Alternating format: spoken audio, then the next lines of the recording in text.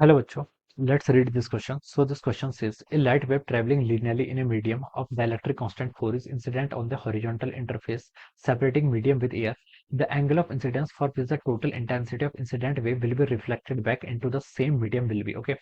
Given relative permeability of the medium आपको new is equal to 1 के equal they knew are आपको basically given कर रखा है 1 के इक्वल ऑलराइट ये क्या आपका रिलेटिव परमेबिलिटी ऑलराइट तो ये आपको देखिए क्वेश्चन में गिवन है तो चलिए बच्चों इस क्वेश्चन का की कॉन्सेप्ट आप देखिए क्या लिख सकते हैं the key concept of this question इस क्वेश्चन में देखिए हमसे क्या बोल रखा है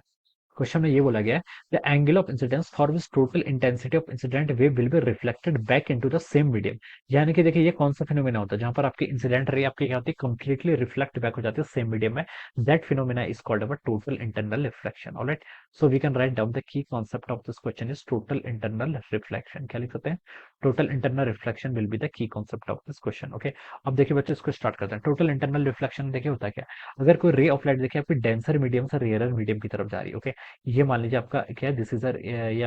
ये आपका दो मीडियम है this is my denser medium इसका रिफ्रैक्टिव इंडेक्स एनडी लिख लेता हूँ ये कोई रेयर मीडियम है इसका रिफ्रैक्टिव इंडेक्स मैंने एनआर लिख लिया ओके तो ये आपका डेंसर है ओके तो एनडी ग्रेटर होगा एनआर से तो हम बता सकते हैं यहाँ पर क्या है this is our denser medium alright अब देखिए बच्चों डेंसर से अगर कोई रे ऑफ लाइट जाती है तो ये क्या करती है it moves away from the normal okay इस तरीके से आती है ठीक है अगर हम देखिए एंगल ऑफ इंसिडेंस को इंक्रीज करें ठीक है तो ये रे आपकी थोड़ी सी और इधर आएगी और एट ए पर्टिकुलर एंगल एक एंगल देखिए ऐसा होता है क्रिटिकल एंगल जिस पर आपकी रे ऑफ लाइट देखिए कंप्लीटली क्या हो जाती है आपकी पैरेलल टू द इंटरफेस पास करती है ओके और अगर आपने इस एंगल ऑफ इंसिडेंस को उस क्रिटिकल एंगल से भी ज्यादा कर दिया फिर आपकी क्या हो जाती है दिस विल रिफ्लेक्ट बैक ये आपकी सेम मीडियम में क्या होती है रिफ्लेक्ट बैक हो जाती है एंड दिस एंगल थीटा सी वो जो एंगल होता है उस एंगल इंसिडेंट एंगल को हम क्या बोलते हैं आपका क्रिटिकल एंगल बोलते हैं and for I greater than theta C से जो ऊपर क्रिटिकल एंगल से जो आपका थोड़ा सा भी ग्रेटर एंगल ऑफ इंसिडेंस होता है ओके वो हमें देखिए यहाँ पर क्वेश्चन में क्या करना है कैलकुलेट करके बताना है the angle of incidence for which the total intensity of incident ray will be reflected back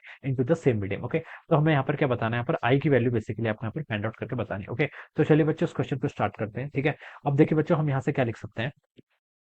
यहाँ पर आप लॉज ऑफ रिफ्लेक्ट क्या क्या लगा सकते हैं लॉज ऑफ रिफ्रैक्शन लगा लीजिए देखिए इस मीडियम से देखिए स्नेल्स लॉ लगा लेते हैं यहाँ पर का रिफ्रैक्टिव इंडेक्स कितना एनडी इंटू कितना लिख लीजिए आपका sine of i okay it is equal to ये किसके इक्वल होगा देखिए ये मान लीजिए आपके रिफ्रैक्टेड रे है ये एंगल आपका आर के इक्वल बनना है और ये हो जाएगा आपका n r time to sine of r okay किस पर फाइंड आउट करना है जब ये कंप्लीटली रिफ्लेक्टेड बैक हो जाए यानी कि आपका 90 डिग्री हो जाए ओके तो आप लिख सकते हैं देखिए n d sine of i it is equal to n r और साइन 90 कितना हो जाएगा बच्चों 1 के इक्वल हो जाएगा तो बच्चों आप यहाँ से लिख सकते हैं जो आपका साइन आई होगा इसकी वैल्यू कितनी होगी आपकी N R by N D के इक्वल हो जाएगी ओके कितनी हो जाएगी यहाँ से आपकी N R by N D के इक्वल हो जाएगी ओके और ये जिस एंगल पर पॉसिबल होता है उस एंगल को हम क्या बोलते हैं दिस इज कॉल्ड थीटा सी या फिर आपका क्रिटिकल एंगल कहलाता है इसकी वैल्यू होती है आपकी N R by N D के इक्वल ओके तो ये बच्चों आपका क्या हो जाता है this is our critical angle okay अब जो आपका इंसिडेंस एंगल होना चाहिए it must be greater than theta C आपका थीटा सी से क्या होना चाहिए ग्रेटर होना चाहिए तभी आपकी क्या हो जाएगी रिफ्लेक्ट बैक कर पाएगी ओके ये अपने यहाँ पर से क्या कर दे इतनी सिचुएशन आपने यहाँ से बता दी ओके अब देखिए बच्चों अब यहाँ से हम एनआर और एनडी क्या कर लेते हैं फाइंड आउट कर लेते हैं एनआर और एनडी क्या है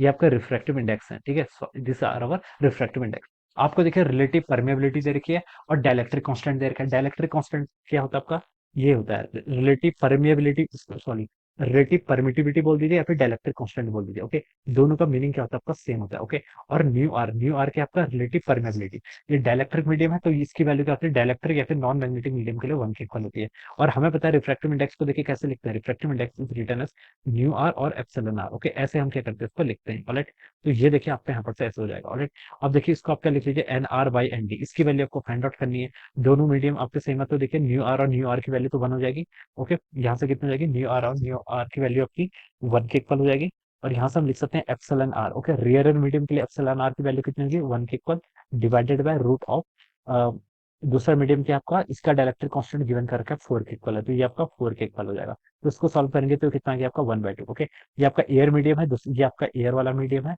और ये आपका दूसरा मीडियम है जिसका डायरेक्ट्रिक कांस्टेंट आपको एप्सिलॉन आर या फिर डायरेक्ट्रिक कांस्टेंट 4 के इक्वल देगा तो मैंने इसको यहाँ पर पुट कर दिया ओके तो n are by N d की वैल्यू कितनी आ गई यहाँ पे 1/2 के इक्वल आ गई तो ये तो आपको यहाँ से पता चल गया ठीक है तो यहाँ से हम देखिए थीटा से कैलकुलेट कर सकते हैं थीटा से कितना होगा यहाँ से आपका साइन इनवर्स ऑफ इस इक्वेशन में पुट कर लेंगे n are by N d की वैल्यू 1/2 के इक्वल होगा तो यहाँ से थीटा से क्रिटिकल एंगल आ जाएगा साइन 1/2 का होता है 30 डिग्री पर तो 30 डिग्री पर हो जाएगा ठीक है तो क्रिटिकल एंगल 30 डिग्री आ गया तो आपका जो एंगल ऑफ इंसिडेंस होना चाहिए it should be greater than theta c okay यानी कि 30 से ग्रेटर होना चाहिए तो कौन सा ऑप्शन मैच करेगा 30 हो नहीं सकता 20 हो नहीं सकता, 10 हो नहीं सकता, ऑप्शन डी ये आपका, देखिए इसमें आपको 30 से ग्रेटर दिया हुआ है, तो हम बोलेंगे कि इसका ऑप्शन डी क्या होगा, इसका करेक्ट आंसर हो जाएगा। Alright, so we can say that option D will be the right answer of this question. So this will be the answer of this question. All right. So I hope you all understood this concept. All the best and thank you.